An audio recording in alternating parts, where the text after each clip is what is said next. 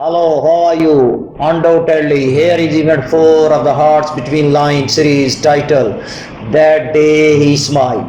This episode explores how Gappu begins to heal and reconnect through small moments and how Tinku's absence lingers in his work, in his world like music without lyrics.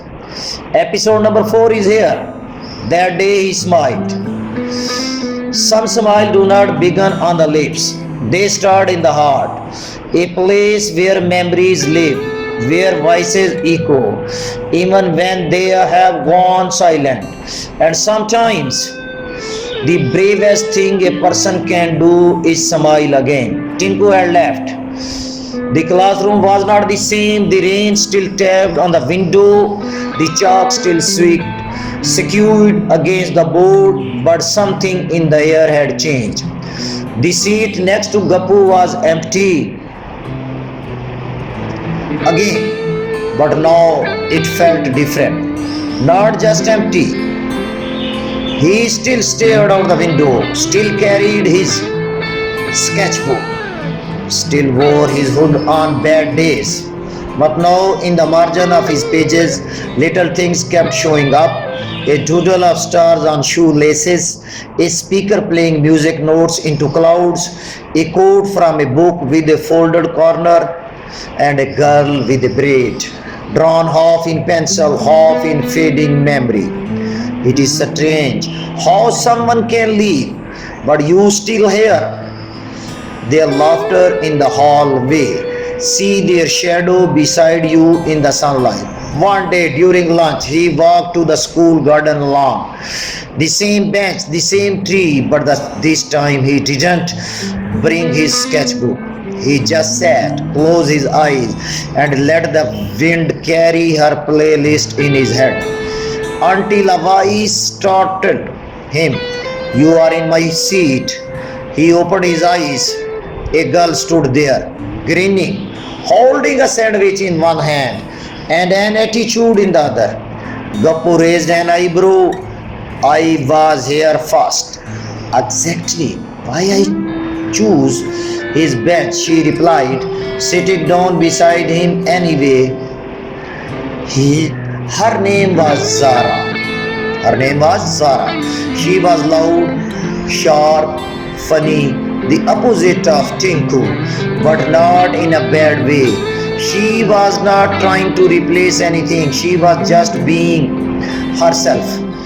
Over the next few weeks, Zara became a part of Gappu's orbit, not the center, but a new moon, bright, unexpected, with her own kind of gravity. She asked questions, lots of them. Why do you draw so much? What is with the hoodie every day? You ever smile? He always rolled his eyes. She always laughed. Then one afternoon she made a deal. If I can make you laugh today, you have to tell me your biggest secret. And if you cannot, Gappu asked, then you get to ask me anything. Challenge accepted. She did impressions. Challenge accepted. She did impressions.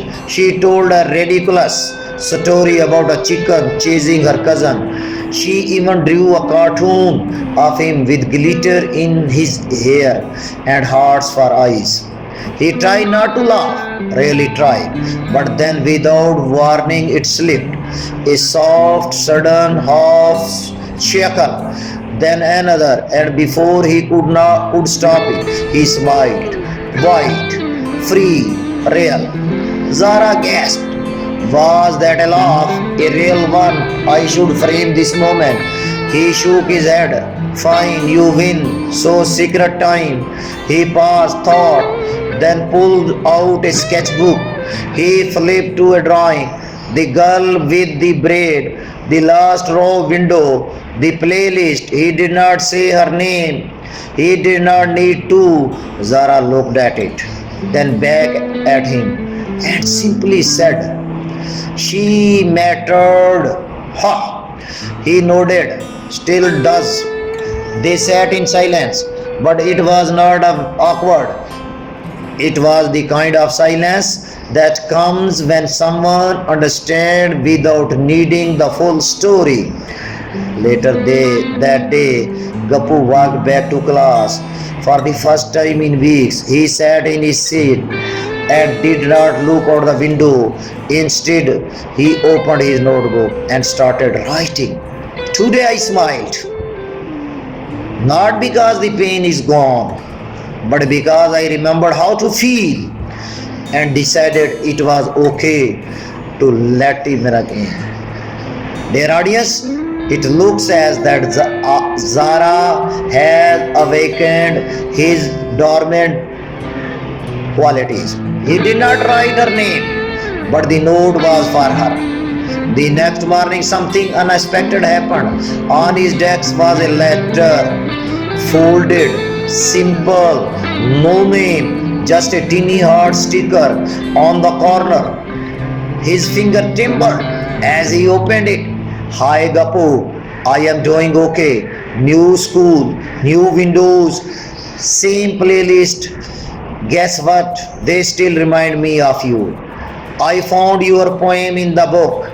I did not reply because I did not know how to say thank you for letting me live with peace, for not holding on so tightly that I could not breathe, but also for not letting go completely.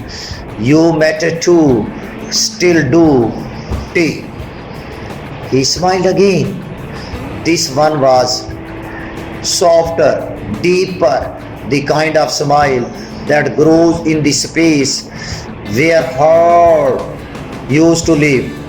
Because sometimes healing does not come in waves, it comes in whispers, in new friendships, in letters that arrive on the day you almost gave up, hoping for one. In the closing sentences that day, he smiled, really he smiled.